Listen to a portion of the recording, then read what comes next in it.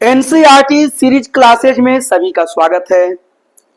आज NCERT history class 6 chapter 5 का यह जो पार्ट चल रहा है पार्ट 5 है। देखिए पार्ट 5 लिख दीजिए कि NCERT series history class 6 chapter 5 का पार्ट 5 है। इस चैप्टर का नाम है राज्य, राजा और एक प्राचीन गणराज्य, king, kingdom and an early Republic. Book में अगर आपके पास हो तो उसका पेज संख्या 47 पृष्ठ संख्या 47 ये आप ओपन कर लीजिए। और अगर बुक नहीं है तो आप मेरी बातों को बिल्कुल कंसंट्रेशन के साथ सुनिए, मैं यहाँ पर कुछ भी छोड़ता नहीं हूं। अब आइए टॉपिक पर। आज का जो टॉपिक है इस चैप्टर में, उसमें हम ये समझाएंगे कि जो प्राचीन गणराज्य थे यानी महाजनपद जो हुए, उसमें एग्रीकल्चर में क्या चेंज आया, यानी कृषि में क्या परिवर्तन आया। तो हम यहाँ पर कृषि में परिवर्तन को पढ़ेंगे। देखिए मैं लिख दिया हूं कृषि में परिवर्तन कि महाजनपद काल में, यानी कि जो उस समय के जो प्राचीन गणराज्य बने, अर्ली रिपब्लिक प्राचीन गणराज्य, उसमें एग्रीकल्चर या कृषि में क्या परिवर्तन आया। देखिए चेंजेज इन एग्रीकल्चर, इस पर हम चर्चा करेंगे। मैं पढ़ रहा हूं, समझा रहा हूं और आप ध्यान से सुनिए, और मैं यहाँ पर लिखूंगा भी, आप उसको नोट डाउन करते जाइए। तो इसलिए पेन और पेपर के साथ तैयार हो जाइए। देखिए यहाँ पर है कि इस युग में कृषि के क्षेत्र में दो बड़े परिवर्तन आए। यह काल में, मतलब कि महाजनपद जो काल है या प्राचीन गणराज्य का जो काल है, यह काल कब का है? 6ठी शताब्दी ईसा पूर्व का है, 600 बीसी का है। तो इस काल में कृषि में दो महत्वपूर्ण परिवर्तन आते हैं। क्या क्या है ये देख लीजिए। तो सबसे पहले नोट कर लीजिए कि कृषि में क्या हुआ है। पहला, दो महत्वपूर्ण परिवर्तन, टू लिख लीजिए, दो महत्वपूर्ण परिवर्तन, इंपॉर्टेंट चेंज आए हैं, परिवर्तन। इसमें तो कोई समस्या किसी को नहीं है। इस काल में खेती में दो महत्वपूर्ण परिवर्तन यहाँ पर या इंपॉर्टेंट चेंजेस आए। अब वो दो परिवर्तन क्या हैं उनको हम समझेंगे। पहला देखिए, हल के फाल अब लोहे के बनने लगे। सबसे पहला परिवर्तन क्या है? देखिए यहाँ पर दो में पहला देखिए, पहला क्या हुआ कि यहाँ पर लोहे के आपका ये फाल बनने लगे। मतलब क्या हुआ, यहां देखिए मैं लिख लेता हूं, आयरन प्लाउसेयर, आयरन प्लाउसेयर।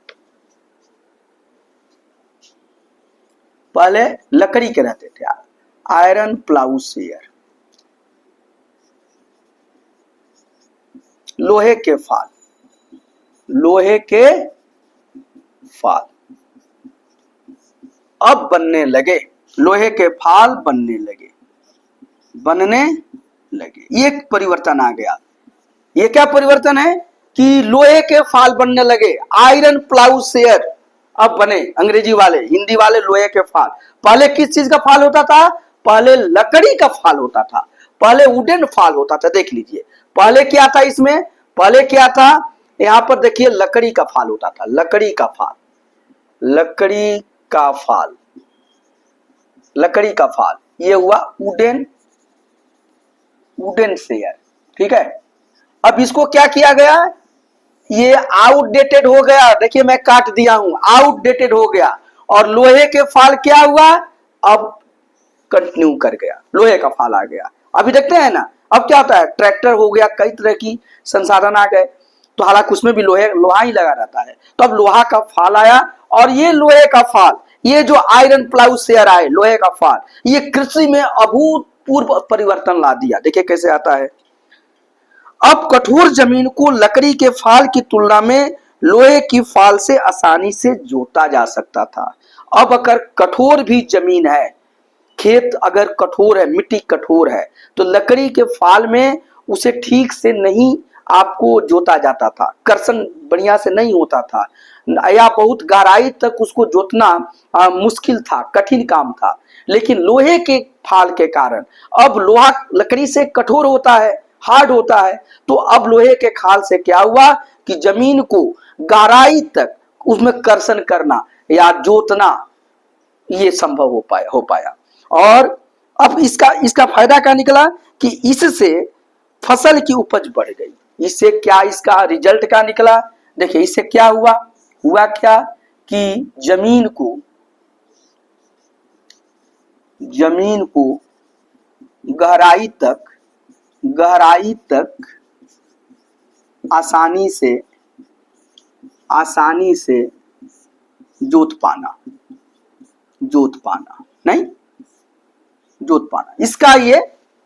इसका रिजल्ट निकला। अब देखिए, अब इसका देखिए अंततः इसका परिणाम क्या निकला, परिणाम हो गया इसका क्या कि यहां पर सरप्लस प्रोडक्शन होने लगा, अधिशेष उत्पादन शुरू हो गया, फसलों की उपज बढ़ गई। फसलों की देखिए बहुत बड़ी बात आई, फसलों की उपज बढ़ गई नहीं, इसी को हम कहते हैं सरप्लस प्रोडक्शन होने लगा, सरप्लस प्रोडक्शन।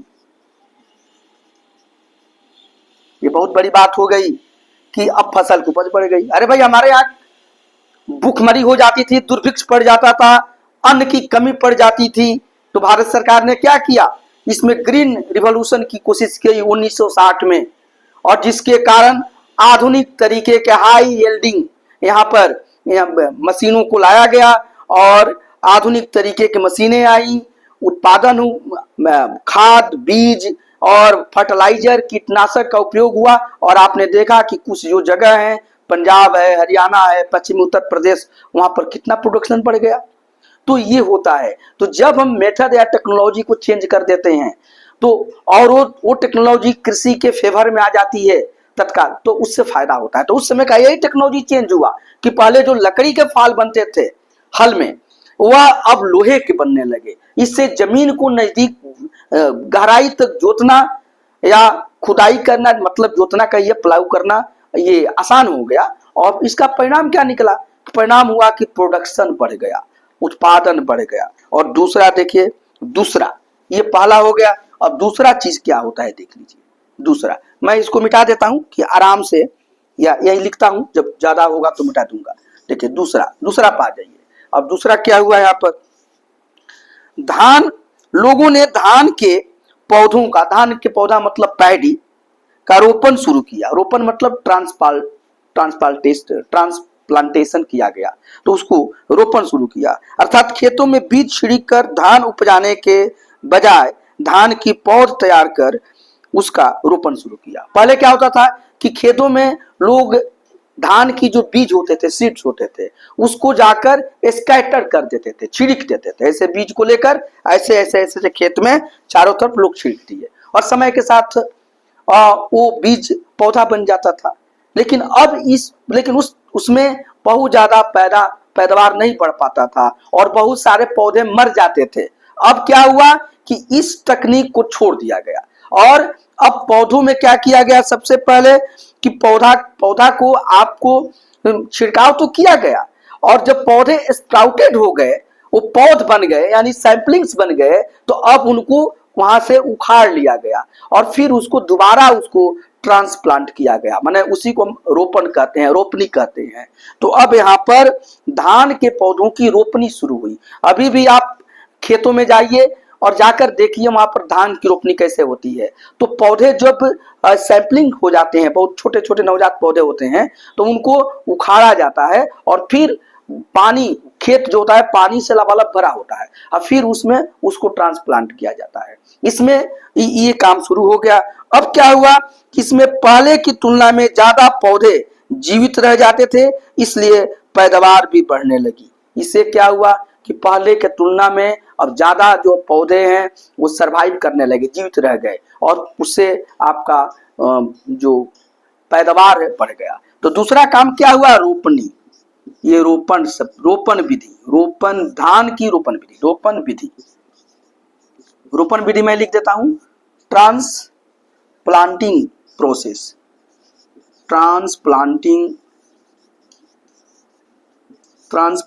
प्रोसेस।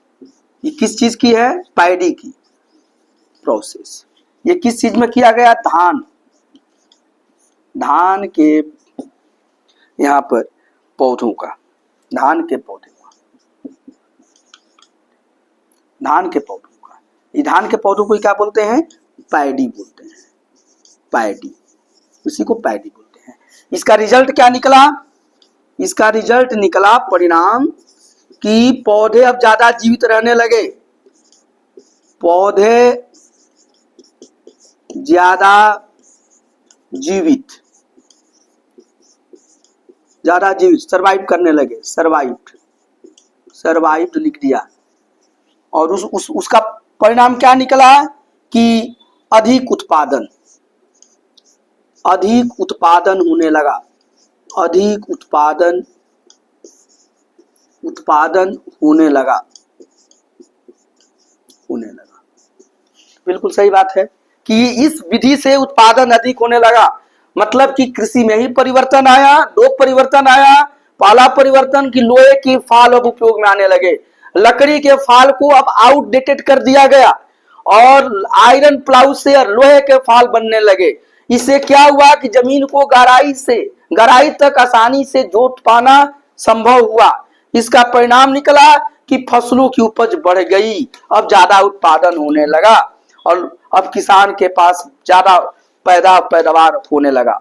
दूसरा काम किया गया कि रोपण विधि यानी ट्रांसप्लांटिंग प्रोसेस लाया गया। धान के पौधों में ये रोपण विधि को लाया गया, माने धान की अब रोपनी होने लगी और उसमें धान के जो पौधे यानी जो पैडी है अब उसको रोपण किया जाता था। रोपण में पहले बीज को पहले सिर्फ छिड़काव किया जाता था और उस पर छोड़ दिया जाता था। अब बीज को छिड़काव किया गया, लेकिन उसके बाद जब बीज थोड़ा सा सैंपलिंग हो गए, छोटे छोटे पौधे बन गए, तो उन पौध को फिर उखाड़ लिया गया और फिर पानी में उसको दोबारा ट्रांसप्लांट किया गया। इसी को रोपनी कहते हैं, यही रोपनी है। तो ये होने लगा और इससे क्या हुआ कि इससे अब पौधे ज्यादा जीवित बचने लगे, ज्यादा पौधे या सैंपलिंग सर्वाइव करने लगे और उसका अंततः परिणाम निकला अधिक उत्पादन। तो दोनों केस में उत्पादन बढ़ा। तो ये दो ही परिवर्तन आए हैं। एक और चीज की हम चर्चा कर देता हूं, आपने इसको तो नोट कर लिया है ना, नोट कर लीजिए।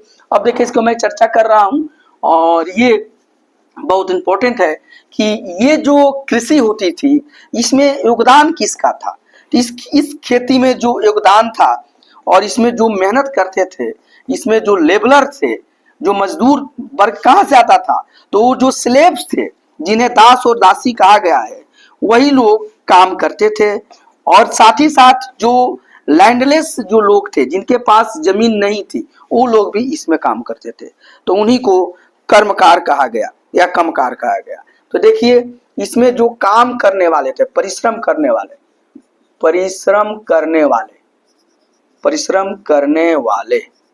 कौन कौन थे? ये स्लेव्स थे, गुलाम, स्लेव मेन और स्लेव वुमेन। स्लेव मेन लिख लीजिए एंड स्लेव वुमेन। ये दास हुए, इन्हीं को दास कहा गया। और ये क्या है? दास। ये लोग काम करते थे इसमें परिश्रम के लिए। साथ ही साथ जो यहाँ पर आपको लैंडलेस जो लेबरर थे, साथ ही साथ लैंड ऐसे भी मजदूर थे जिनके पास जमीन नहीं है। आज भी जिसके पास जमीन नहीं है वो क्या करता है? जाके दूसरे के खेत में काम करता है। तो जो भी लैंडलेस लेबरर्स थे, इन्हीं को कमकार कहा गया। कमकार ये लोग काम करते थे। तो यही लोग इसमें परिश्रम करते थे। एक तो ये थे और ये थे जिनके पास या तो जो दास दासी थे, उस समय के गणराज्य में जो राजा जिन लोगों को जीत लेता था वो उनके दास और दासी बन जाते थे, हम चर्चा कर चुके हैं। तो उन लोगों को अपने खेतों में मजदूरी करवाते थे या और भी जो उनका काम होता था, काम अपने मन के अनुसार कराते थे। इस पर ऑलरेडी चर्चा हो गई है। तो उन लोगों को यहाँ पर यूज किया गया। साथ ही साथ ऐसे जो लोग थे जिनके पास जमीन नहीं थी, लैंडलेस थे, वो भी मजदूर के रूप में या कमकार के रूप में उनके यहाँ काम करते थे। तो आज की इतना ही क्लास में, और फिर इसके अगले क्लास में हम यहाँ पर दो केस स्टडी करेंगे, एक मगध जनपद का और एक वज्जी संघ का, वो भी महाजनपद था, तो उसकी चर्चा करेंगे और ये नेक्स्ट क्लास में करेंगे। 16 महाजनपद थे, उसके लिए अलग से वीडियो बना के आपको दी जाएगी।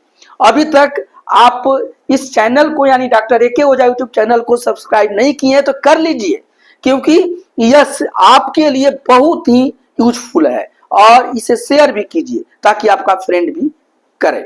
साथ ही साथ इसके सभी वीडियो को देखिए, क्योंकि ये छोटे छोटे सीरीज में बन रहे हैं और आप इसे आसानी से देख पाए। सभी का लिंक एक प्लेलिस्ट बनाकर डिस्क्रिप्शन बॉक्स में आपको मिल जाएगा, तो आप उसे देखिए। और कोई आपको प्रॉब्लम आए या कोई भी बात हो तो आप कमेंट सेक्शन में जरूर लिखिए, लाइक भी कीजिए। Thank you.